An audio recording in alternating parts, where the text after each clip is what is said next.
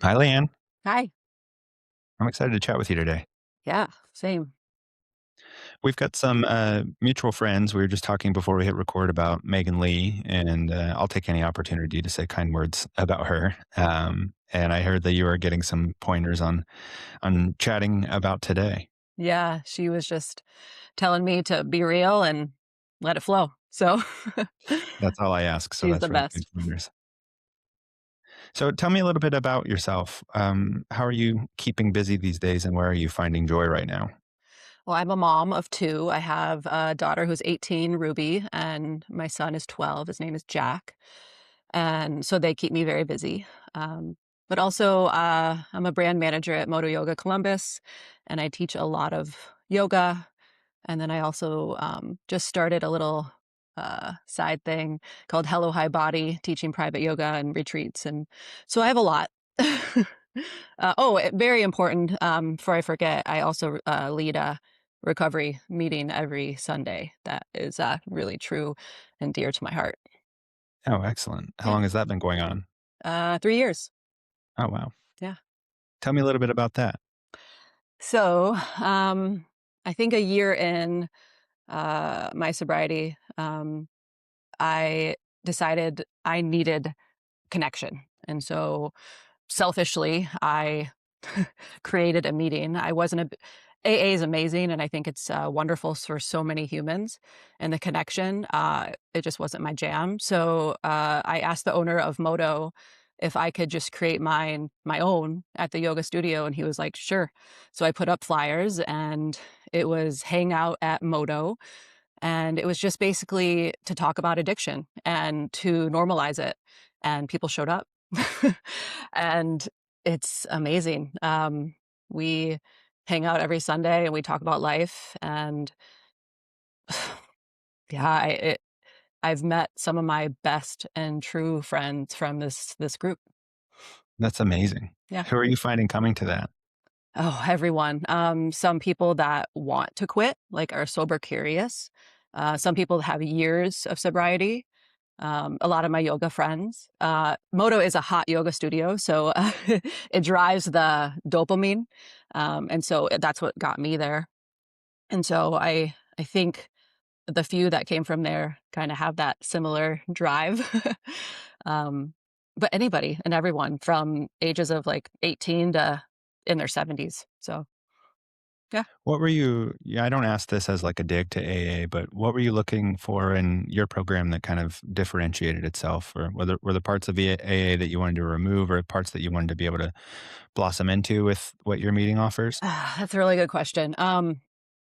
So back up to when I was in IOP program, like a program for me, I was kind of forced to do the AA, and it felt like a checkbox that I was checking a box, and it kind of felt like a boys' club a little bit, and I loved some of the connection, but I wanted a space where everything was on the table.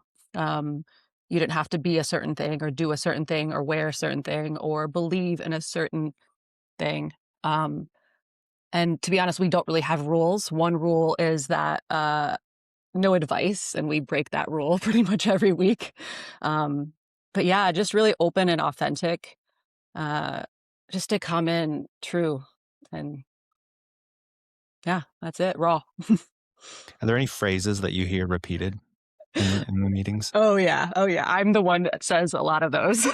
I think in the early sobriety, my favorite that I say almost every week is the opposite of addiction is connection. Hmm, Um, and then my other favorite is this is an opportunity, not a punishment. I like that. Yeah, I I said asked that because over and over. Yeah, sorry. no, you said that over and over. Oh, in my head, my first like 30 days of this round of not drinking. Yeah, Yeah, that's exactly why I asked because I felt like, especially within early sobriety, like my everyday were mantras or cliches, and there's a lot of cliches that you meet like a brick wall where you heard them forever, and you're like, okay, whatever, old man or whoever had said yeah. it to you, and then you're living it, and you're like, oh, it really is one day at a time, isn't it? It truly is. My other favorite is burn the ships. recovery elevator, Paul Churchill. I really listened to his podcast as well. And one day he just said, "Burn the ships," and I was like, "Oh yeah, I got to say this out loud." So continuing to do that is huge. So, So walk me back a little bit. How would you describe your life when you were deciding to remove alcohol? um, I was constantly chasing something. Um, I remember, I think my son was small enough to be in a carrier, like holding him in a carrier, and thinking, walking down the street, thinking, if I could live in this buzzed state, this out of body experience, I'm good. And I thought that was a normal thing to think. Um, and so I constantly chased that. And then I felt the three different personalities, who did I say to what? What did I do? Not showing up as myself and a constant out of body experience. I wasn't me. Uh, yeah, it's kind of funny to think back to all the stories and the catch ups and the lies. To be honest, that's hard to say out loud, but there it is. Yeah. Yeah. hmm Not showing up as yourself, how did that reveal itself to you? Um, which is funny to say out loud because I think a lot of people in my life uh, would say I showed up as me, and I think I tried my best, but that internal dialogue, that's what got me. That negative loop, that chase, that when can I drink? When can I be me? That I thought that was me, um, drinking. Uh, yeah, that's what got me. Because it's almost like there's two parallel lives running against each other, right? There's like the reality of what's going on. And then there's the storied version that you're telling yourself where you're like, do all of my points match up? Like, have I been showing up the way that, like, am I presenting the way that I thought I've been presenting? Did I leave the party when I was supposed to? Like, does my story match up? hmm Did you find that that was what was happening? Oh, for sure. Yeah. And then as a parent, it was like, uh, yeah, just hard to show up in that way. That was huge. It was always, and I always had to drink to show up like at sporting events. And I've caught myself not being able to be this mom that I thought I was. Um, yeah, and living this two different lives. And um, yeah, it's wild. It's a wild ride. You said you had to drink before those things. Is that like one of those things where, drinking made you feel like you were able to turn on, like it would create some bubbliness or things that would make, social interactions a little easier? Yeah, it's funny that you bring that up. So when I met you out at the Clinkies pop-up, you mentioned it first, right? You're like, "Well, it's your turn." And my first gut reaction was, "Oh, I'll just do a couple shots." And that still happens, like, and I'm kind of thankful that happens because it's a reminder, like, I could go there and I could be in that state and I could chase it and I could whatever, leave this body, But I choose to feel and I choose to hands shake, be a little bit nervous, be a little bit awkward. Um, yeah, I felt that I needed that edge that I was really, really shy as a kid and I clung to my mom. And that first buzzy feeling, it like set me free. And I'll remember that forever. Um, and not just alcohol, drugs itself. Like I had this escape and I could be me. um, so yeah. Was there a lead up to when you decided to remove it? Were there a couple tries? There were Because a I few. knew that I took some months off and, a lot of them didn't take until the last one did. Yes, same with me. In about 2017, I was still married at the time, and I put myself through a rehab, like an outpatient rehab. My mom came out and watched the kids, but I was doing that to prove to others that I can be this cool mom and I can quit this thing. Um, I also showed up to Modo that day too. That kinda saved me. I had this, like, parallel with the yoga, um, and then that stuck like, I think I didn't drink for 3 months, um, and then I tried again, and then I left my marriage, and that first year after my marriage, I went crazy. Um, Lots of stories there, but, when it hit was when I felt like I was gonna lose my kids. Um, when I got home from picking them up, like, blackout drunk, Ruby was on the floor, Jack was there, and I didn't remember how I got home, and I literally put my hands up and was like, "I surrender. Like, I cannot do this. I'm gonna hurt myself, I'm gonna hurt my kids. I'm what am I doing?" So I called my friend, Beth, and I said, "You know, I can't do this." And this is the cool part. She said, "I you can't, but we can." And Hmm. that was like, "Okay." Like, um, so yeah, that's kind of the that was 4 years ago. I feel like there's a lot of moments for us as drinkers where we're like, I'm never doing that again. And then we find ourselves on the same path the very next day. Why do you think the weight of that moment felt different than the others? Oh, I feel like that moment was I was spiraling. Um, it was heavy. Uh, that past weekend, I messed up a lot and I made some really poor decisions, and it was all just crashing. Um, and I felt like a failure. I felt like lost. Um, and I was punishing myself over and over and over again. And I wanted to be free of that. I think that's the big one. It's really easy to be hard on that version of ourselves. I feel like, especially in early sobriety, we look back and we're like, come on, man. And, you want to almost like continue to punish the self that was making those decisions. And then you kind of have a revelation where you're like, even in the midst of all of that, despite the crisis or crises, that's the version that said enough is enough, which gave life to who we are now. Are you gentle to that version? Hmm. I try. Um, I also like to think of that as like that version that it was protecting me, you know, too. It worked when it worked, and then it didn't. Um, Early sobriety, I used to kind of punish that person and didn't like that person, but there were a lot of beautiful moments that happened, you know, and I try to have a lot of grace and acceptance for that person still. Because sometimes, even if it's not alcohol, you know, I go to things that I'm not proud of still, and I kind of relate it to you had to do the work. Like saying too much or showing up in a way that you shouldn't show up or angry, yelling at the kids. There's moments that um, feel very similar to that surrender moment of alcohol. She said, "You can't, but we can." Mm. Can you talk to me about what community meant in these moments? Oh man. Uh, so I think my biggest fear when I quit drinking was I wasn't going to be able to connect to people.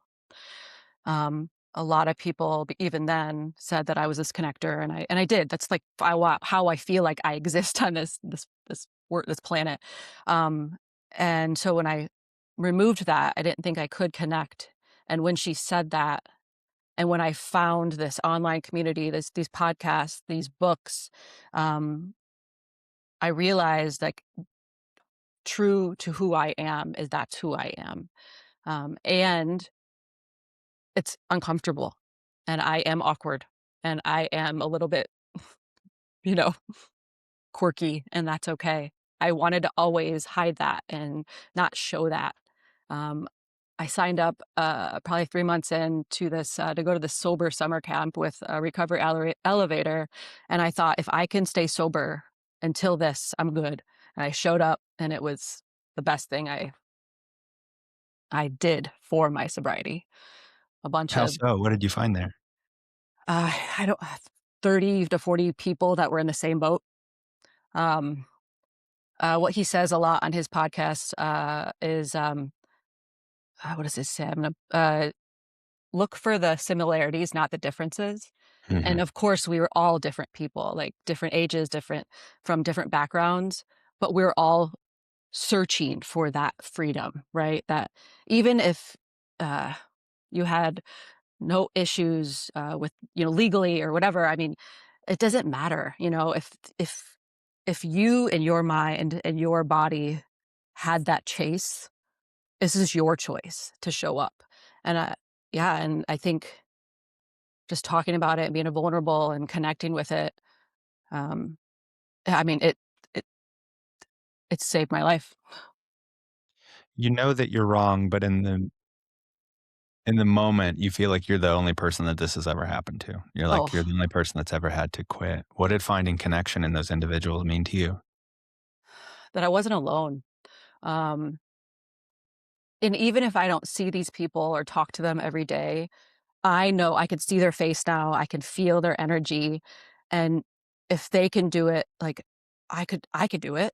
Um, and there's this connection of like holding myself accountable. Like if I've told them out loud, and I told myself, and I showed up in that way, and there was this freedom that I felt that I want to build and I want to grow. Um, yeah, that connection piece is huge. When you go to your website, you're met with the quote, vulnerability is the birthplace of joy. What Um, made you want to put that there? that's just true. That's just real and raw. Um, I overshare a lot all the time. I will talk to a stranger at Target and I will tell them my everything. But I've met so many beautiful people that way, and it feels that's joy, you know? And now, um, it reminds me of this moment. I took my kids to, the conservatory for, the lights during the holiday season, and, I struggled in the beginning of feeling joy and, like, happy, in the beginning of sobriety. I just felt, like, bored, and I was just like, oh, like, angry. And I remember this moment, and I'll remember it forever. We were walking down the light, like watching the lights, looking at it, and I caught myself singing out loud to a Christmas song and feeling so happy. And everyone around me it felt the same, and that connection of being there and have that sense of freedom and that vulnerability to let go. um, and so I always say that's a little joy, but it feels so big when you have that feeling. I love that. What other ways are you kind of finding joy? Where else does it appear to you? Um, a lot of it is connection. Um, and I'm learning that it's inside. Um, I really like Thich Nhat Hanh. Listen to him. Well, he's no longer with us, but this podcast called "The Way Out Is In," and that connection inside. It's my choice to choose to feel joy is really, really strong. Um, we all have that negative self-talk that creeps in and this narrative that we're not enough and we're not good enough and we suck. But when you pause and go within, and that inner joy is I can choose it. I can build it. I can create it. I own it. So that's where I try to go to. I can only it starts here. Yeah. Yeah, it's almost like our negative self-talk is a default. Like we forget that whether we're aware of it or not is also a choice. Mhm. We can Yeah. flip that switch. Yeah. I love when I teach yoga, I love reminding all the students that no one else knows how you feel. No one does. And that's so freaking cool, right? You show up and we all think we know a lot. We can attach to a lot of it, but all we know is this. And then we get to grow and we get to strengthen and we get to find grace. But to remind ourselves that this is no one else knows. That's pretty special, you know? Yeah. It's so simple, but very massive at the same time, you know? How long has yoga been with you? Um, I've been teaching for 7 years. I've been practicing 10 plus years, but, the big thing with that is when I walked into that IOP program, as I walked into Modo, I knew I needed something that, uh like a ritual, like a something to do every day, and, man, that community and just the practice itself, um, what I love about it is that you learn how to breathe and find space in your body when you're really, really uncomfortable. And then that little space in between grows. And on the mat, you take that and you like into your life, just like right now. Like I'm nervous, I'm uncomfortable, but like I got to remember to stop and breathe. And that's that's what I love. And that's what makes me keep showing up. How is that kind of like where you go to in moments of discomfort? Because that really resonates with me of you being a shy kid or even showing like signs of like being like an introvert, especially in like social situations. Like there's still times where like I'll go to an event and if I don't see someone I know immediately, I'm like, I could just go back to the car and go home. I could, I could be Mhm. done. How do you kind of like settle in those moments of discomfort? Um, those are really sometimes really truly hard for me still. I, sometimes I just choose not to talk. Mm. But the breath really helps me, you know? It's crazy how we forget to breathe so much. So taking really, really deep breaths and really long exhales helps. But also just naming it, just like calling it out, like, "This is really fucking uncomfortable, and I don't know what to do." Saying that out loud is kinda like, "Oh," and someone usually has that same feeling, you know? My partner is really good at that. Is like, if he knows that I'm uncomfortable or like, "Can we get out of here?" Or I think just owning it.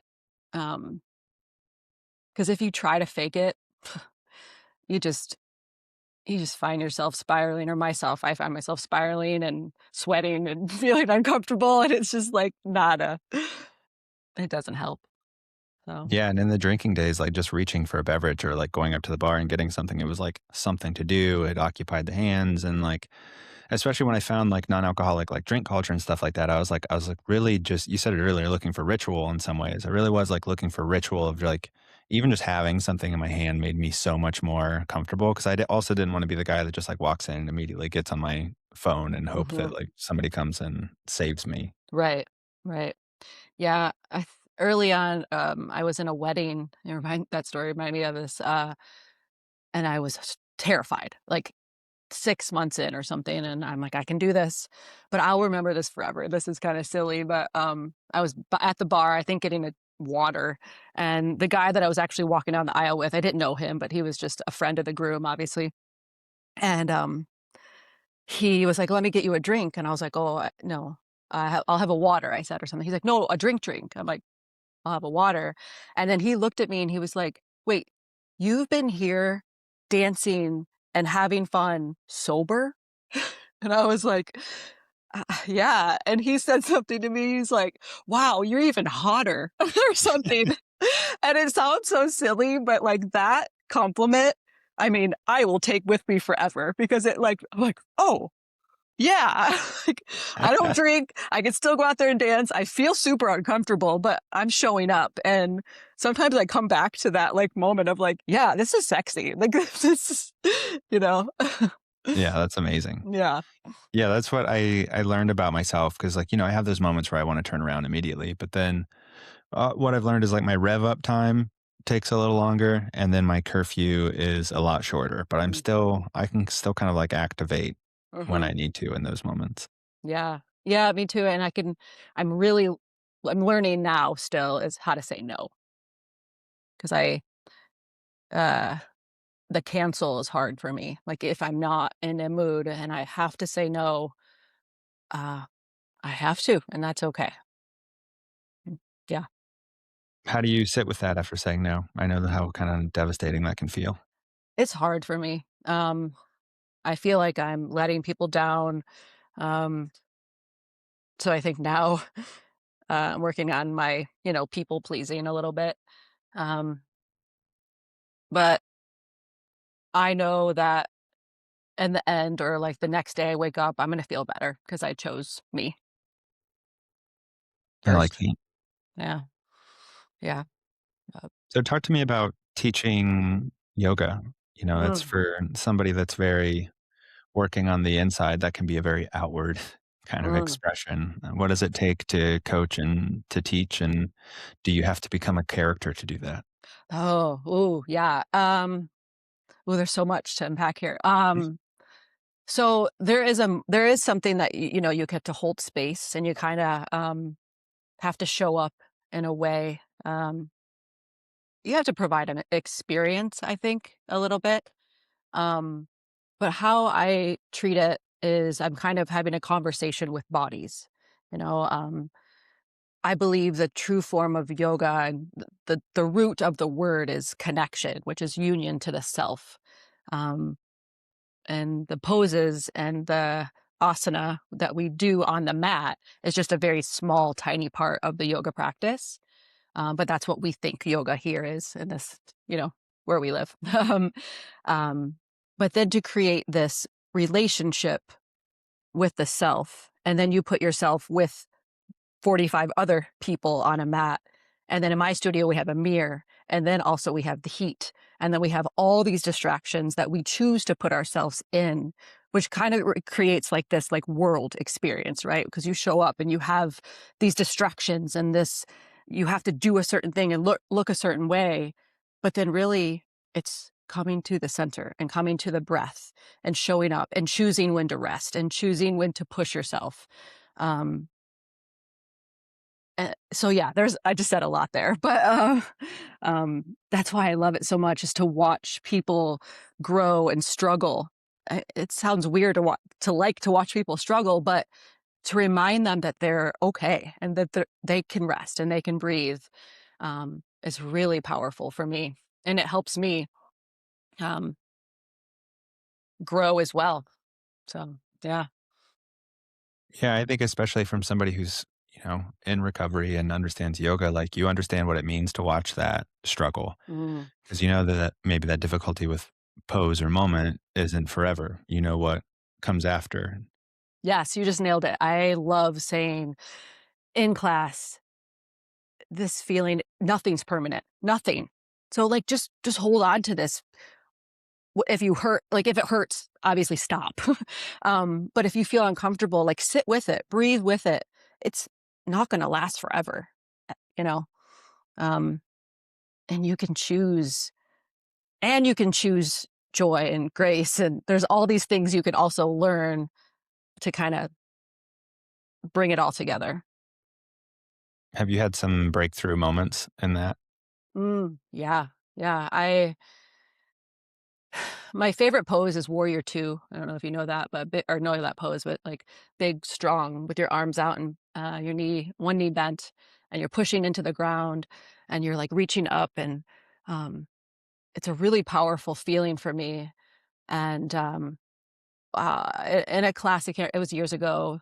Someone told me a little cue is, to push through the ground and lift up and connect to the sky. And that moment when I knew that I had this base and then this connection, something inside just like, it sounds so little, but I could feel it. And you have these little moments that you can kind of link together um, to create, to grow, I guess. I can't think of the right word, but yeah, to grow. So I yeah. I love this for you because, I've experienced that through sobriety. It's just a million tiny breakthroughs that like from the outside may seem insignificant, but you have that kind of like little blip in the Mhm. universe and you're like, I think this just changed my life. Yeah. Yeah. It's You're really like, cool. I'm living differently now. It might not look like it to you, but I feel a little rewired right now. Yeah. Uh, I like to think of like those little moments, like, take a deep breath in the joys and those feelings so you can hardwire it, so you can access it whenever you want, you know? I think a lot of us think that we have to take those deep breaths when we're scared or have this anxiety. But you got to remember when you feel the joy and you feel the happiness to take those deep breaths in those moments, because those are the things that you want to like come back to and hold on to. Um, and so, yeah, I agree. In moments of sobriety where I'm like, whoa, I'm doing this thing. Um, it creates this like thread, to weave it through. Yeah. I think Mhm. sobriety gave me the clarity to finally memorize moments. Mm, instead of all the negative Mhm. moments. Yeah.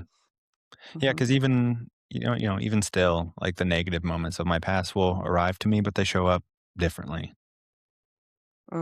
They Mhm. don't knock on the door as loud. They don't stay as long, and, um, they used to kill my mood, or I would, the rest of the day would be like a bust to me if I had to experience that for too long. But now I know that they'll always come back. It's just a passing wave.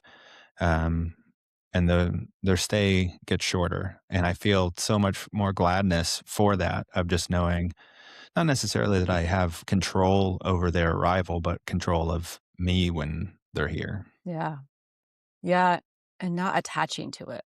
Mhm. I've noticed that, um, I can let go of just like what you said, and, like, feel it and kinda, "Okay, that happened," and, "Okay, I did that," but it doesn't define me. It doesn't exist. I can't touch it. It's you know? Yeah. How do you feel as a parent now? Oh, there's a lot of things, that's really hard. My daughter is, she's just finished her first year at OU, and, she's drinking and partying, and, I would say this if she was sitting right here. Um, and I'm not shy about talking about it. I don't look away. She was very aware when I quit. I was very honest with her and very honest with, that she can pick up these patterns and habits from me, and so we talk about it, and I remember her kind of being mad at me in the beginning when she was partying at, school, and, she's like, "My other friends' parents don't bring it up. It's not a big deal, so just, it's not it's in my face. I saw you, and I have all these I have to worry about it," and I'm like, "Well, yeah, this is us, and this is the way that we're gonna live our life," and sometimes I feel dramatic about that, talking about it a lot, but I feel like too, it's like a generational thing, like my dad has been sober for 20 years, and we're kind of breaking that. This addiction is just like it goes on forever. And if we can kind of break that and talk about it and show up, um, is huge. And that's kind of how I show up in my parenting. I know I'm not perfect. I'm a friend first before a parent. um, but this like sobriety has opened up conversations.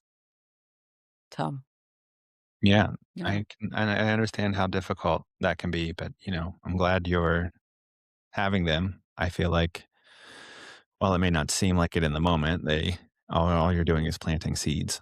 Right, right, and I've opened this door, and she tells me everything. I mean, sometimes I'm just like, "Okay, we're done, you can stop," but I'm happy to have that, and then my son is 12, so it's a little bit of a different personality and different relationship there.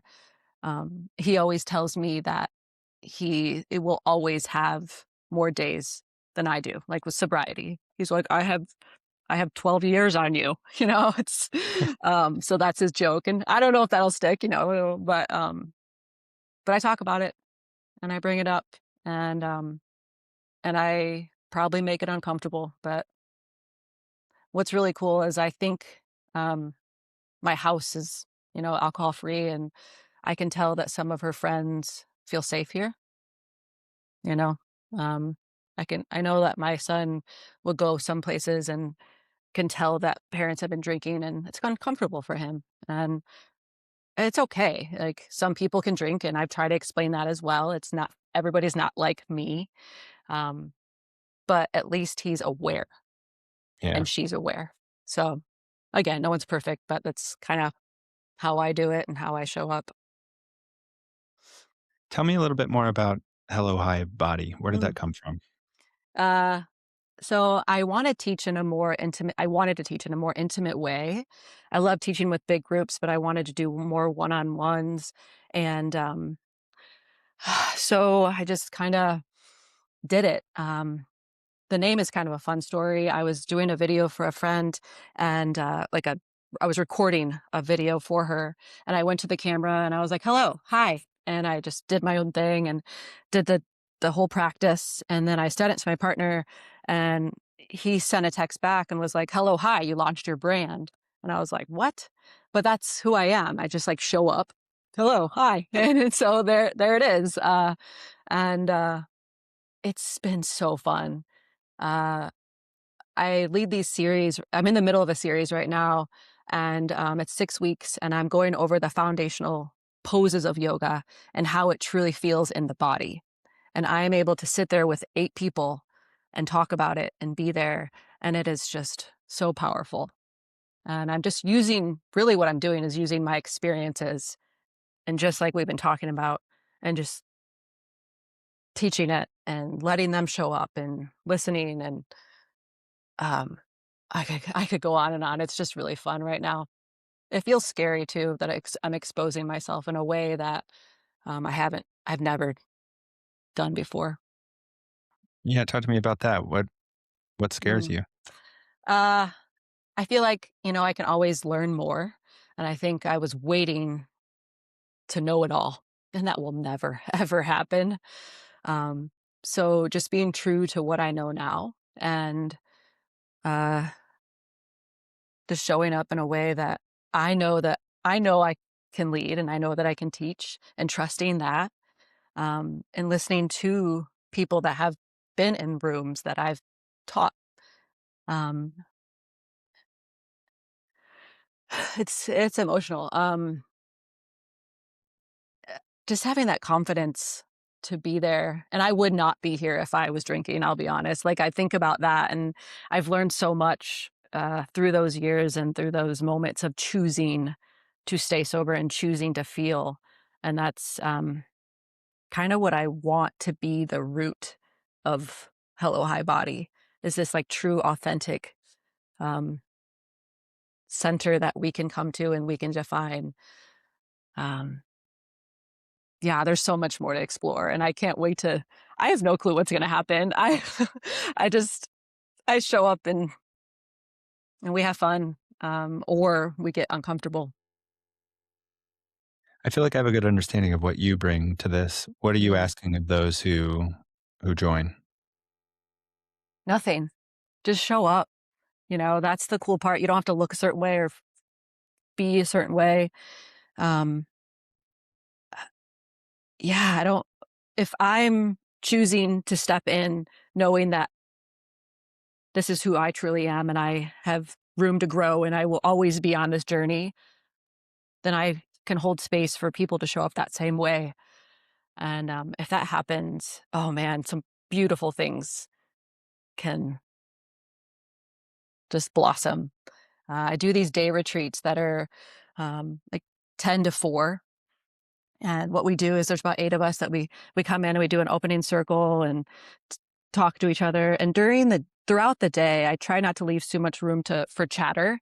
We're doing yoga, we're doing breath work, we're eating in silence, walking meditation, and we put ourselves in these, positions and throughout the day, and little moments show up, like we were talking about those links, and at the end, I leave time to talk.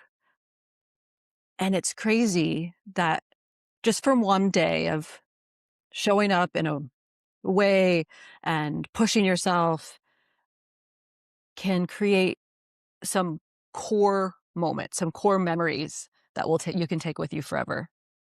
So Uh, yeah, I don't want them to be anybody but them, and I don't know, it's just so fun to explore that space.